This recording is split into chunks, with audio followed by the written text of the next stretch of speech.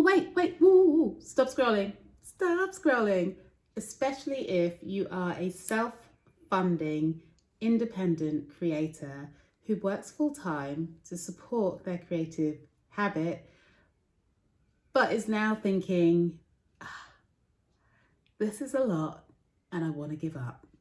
I'm talking to you because I'm also talking to me in this video, because it is hard.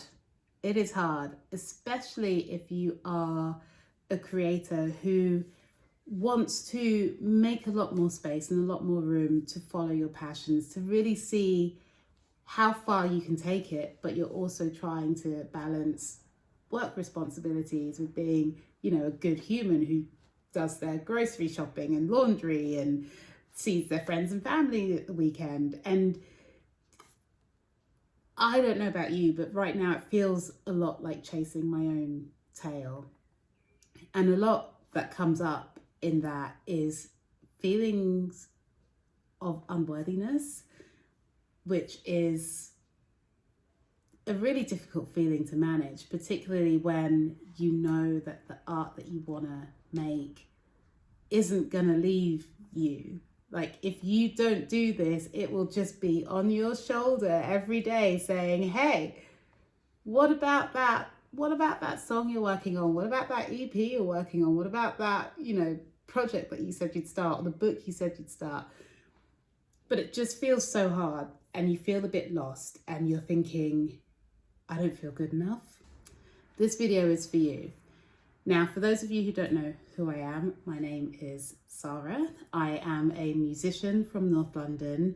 I'm as DIY as they come. I'm pretty much self-taught in all of my disciplines. So I play bass, not that you need the mimes. I also produce, I play a little bit of keys, I sing. And these are all skills that, although very precious to me, I go out into the wider world and it is instantly apparent to me that there's people way younger than me who are much further forward than me, who've got less to risk than me by throwing their full heart and soul into chasing their dreams. But yet this dream persists, and I know that I need to honour it. I also know, as someone who tried to run from my creative calling for nearly 10 years, that it won't ever leave. I have to find a way of showing up and honouring that calling as best as I can. Now, the reason I wanted to make this video today is because, well, firstly, I didn't want to make a video today. I wanted to just be up in my feelings, feeling really sad that I'm not creating the work that I want to the standard that I want. But what I reminded myself was the promise that I made when I started sharing these kind of like thought moments on YouTube, is that I promised myself that I was gonna show up. And by making that promise, it means that I need to build up resilience. I need to build up the resilience against the thought patterns and cycles that say, why don't you just give up? You're not good enough. If you haven't done it yet, probably not going to happen. Why don't you focus on, your career and making more money and all of that kind of stuff, and you can just keep music as a hobby. I can't do that, sir. I can't do that, ma'am. I know that this is something I need to pursue because there are things that I would just love to achieve. I want to hear my music on the radio. I want to tour and play concerts around the world and collaborate with amazing musicians and write really powerful music. I want to do all of those things. Now, none of those things are going to happen if I give up. That is not an option. So the only way forward is get up, fix the mindset that's keeping me stuck, and move forward. We're not quitting. We're not quitting. And there's a couple of things that now I know I need to get comfortable with and embody and see through. And I want to share this with you if you are also feeling a little bit deflated, a little bit stuck, and a little bit confused about how to get yourself out of a rut. The first thing is build up a beginner's mindset. Like, be absolutely comfortable with not knowing. Be absolutely comfortable with it sucking big time. Like, that is the only way to get out of the starting blocks. You've got to know that when you get into that arena and you're coming with a beginner's mindset, knowing that each day I commit to learning, each day I commit to pushing through the resistance, I get stronger, I get better, I go further. So that is number one.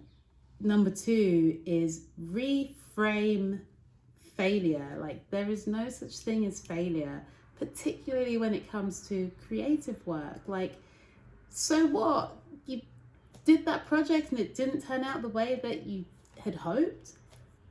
That's fantastic, because actually there's so much that you can take from that to move forward with. Okay, what were the things that did work? Can I repeat those things? And what were the things that didn't? And how do I address that? How do I change that for the future?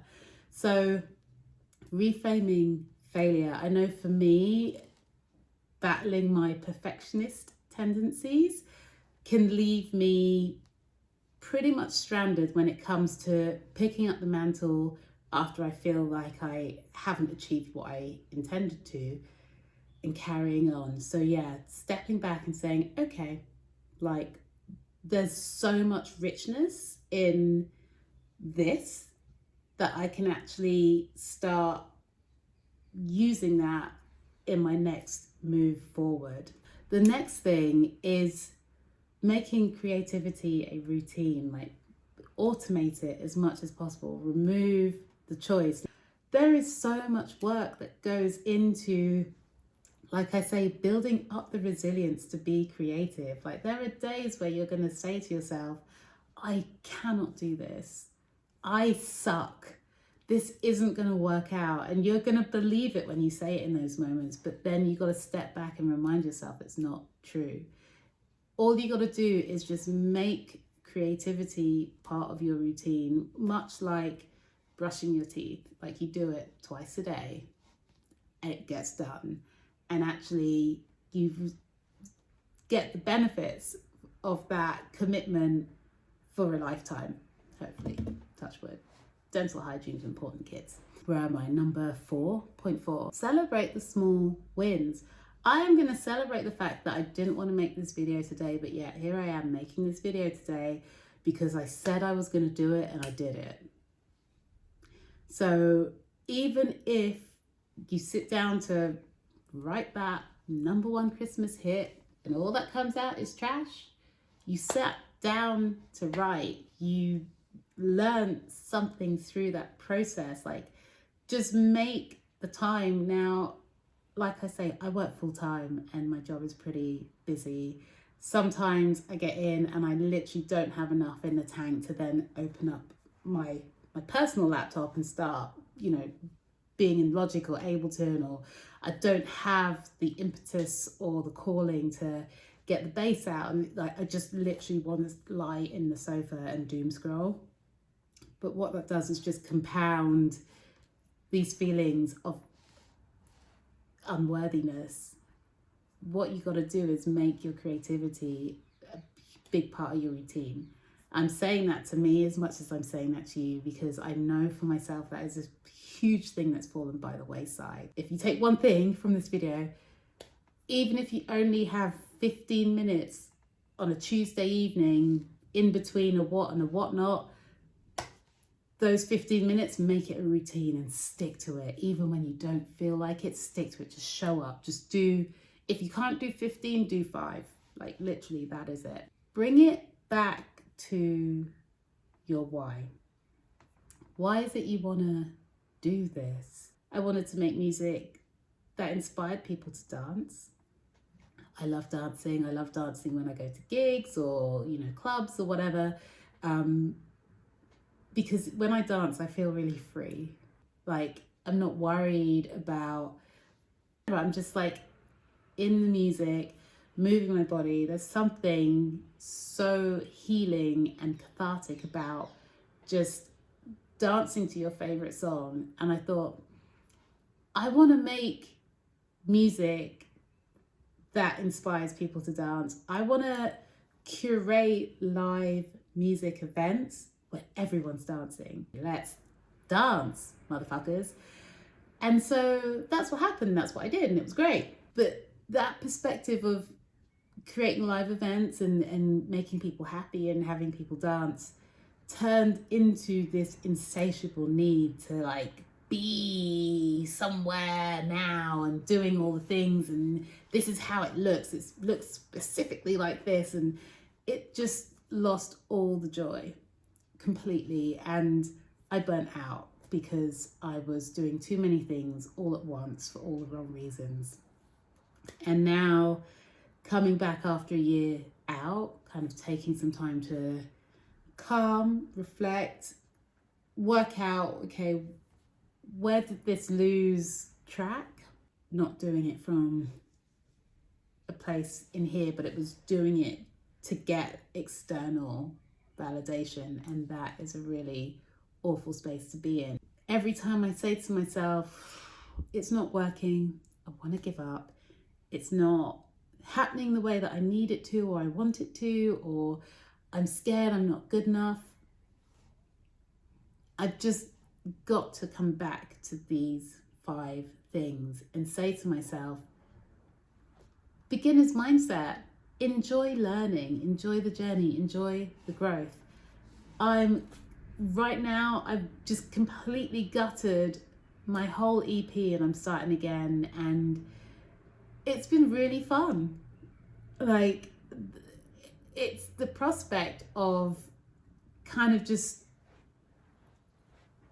chucking out, well, you know, I haven't chucked it out fully, but chucking out what was there and how it was and what was going to be, and now it's like, I'm just going to start fresh and go slow, looking at the granular, because I'm not in a rush.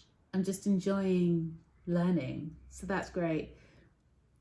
Reframing failure. There's no such thing as failure. There's just lessons that you can garner so much useful information from. So what? You're starting again and you're like 52. So what? Like, that's absolutely fine. Make a routine with your creativity. Top tip, ask ChatGPT to make you a routine. Tell it. It seems a bit rude. We've been spending a lot of time together recently. Tell them your time frame, your time constraints, what you want to achieve. Just type it on in, then go and plant a tree, because I think it's really bad for the environment. But yeah, be concise, but type in what you need. Get some help just to help clarify and shape up your routine, but make a routine around your creativity, honestly. And celebrate the small wins. I am literally going to celebrate my tits off for getting on here and making this video today, because I didn't want to do it. I didn't think I had anything to say, and now we're 20 minutes in, give or take. Some severe editing that will follow.